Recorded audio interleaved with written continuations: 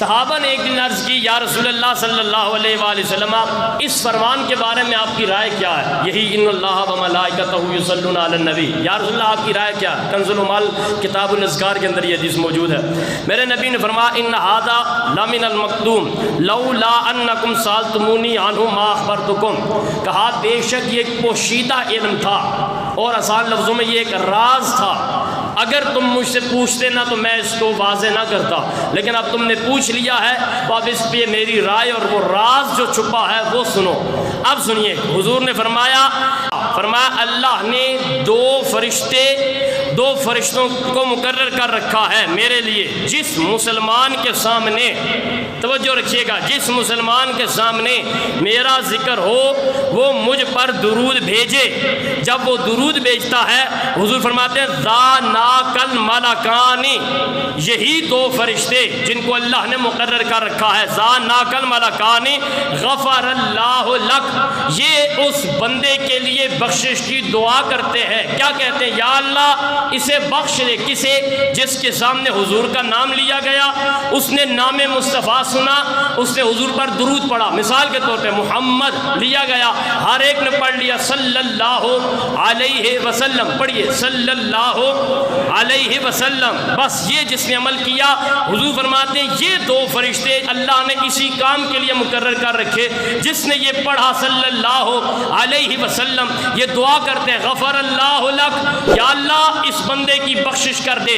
جب یہ دعا کرتے ہیں حضور فرماتے ہیں ادھر ان کی دعا ہوتی ہے وقال اللہ وملائکتہ جوابا لذینک الملکین آمین، ان دو فرشتوں کی اس دعا پر پہلے رب آمین کہتا ہے، پھر رب کی نوری مخلوق آمین کہہ رہی ہوتی ہے۔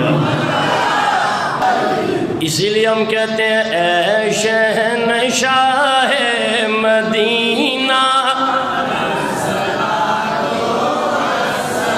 سارے بولیے جی اے شہنشاہ مدینہ الصلاۃ و سلام، اے شہنشاہ مدینہ الصلاۃ و سلام، زینت عرش معلا، زینت عرش معلا الصلاۃ و سلام، اے شہنشاہ مدینہ الصلاۃ و سلام۔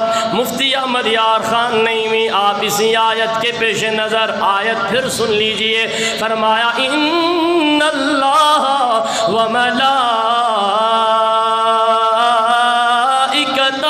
یصلون علی النبی یا ایھا الذین آمنوا صلوا علیہ وسلموا تسلیما۔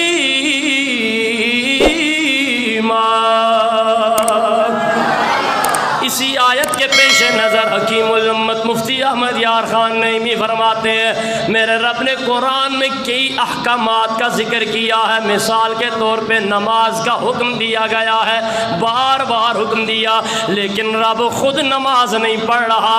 رب نے روزے کا حکم دیا ہے، اللہ خود روزہ نہیں رکھتا۔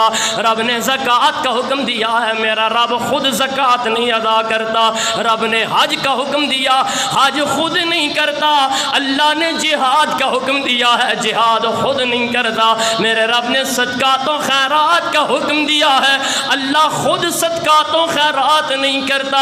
احمد یار خان نعیمی فرما رہے ہیں دنیا والوں، کائنات میں یہ وہ واحد عمل ہے، پہلے رب کر رہا ہے، پھر فرشتے کر رہے ہیں، پھر رب نے سارے مومنوں کو حکم دیا ہے، فرمایا وہ عمل یہ ہے اللہ پہلے خود اپنے یار محمد پہ درود پڑھ رہا ہے، پھر سارے مومنوں کو حکم دیا جا رہا ہے۔ اسی لیے ہم کہہ رہے ہیں اے شہنشاہ مدینہ، گونج بڑھ جائے اے شہنشاہ مدینہ الصلاۃ سب کو یہ آتا ہے الصلاۃ والسلام. میں اس لیے یہ شعر بار بار پڑھ رہا ہوں تاکہ یہ پیغام چلا جائے. ماز درود نہیں، صلاۃ کا مطلب درود، والسلام سلام کا مطلب سونے پر سلامتیاں ہوں. کیونکہ قرآن کہہ رہا ہے آمنو صلو علیہ وسلموا، صلو کے پیش نظر الصلاۃ کہا جا رہا ہے، سلموا کے پیش نظر والسلام کہا جا رہا ہے. اے شہنشاہ مدینہ الصلاۃ والسلام، اے شہنشاہ مدینہ. مفتی احمد یار خان نعیمی طویل کلام کر کے پھر کبھی موقع ملا وہ ساری باتیں سنائیں گے، لیکن نتیجے کے طور پہ آخری جملہ سن لیجئے.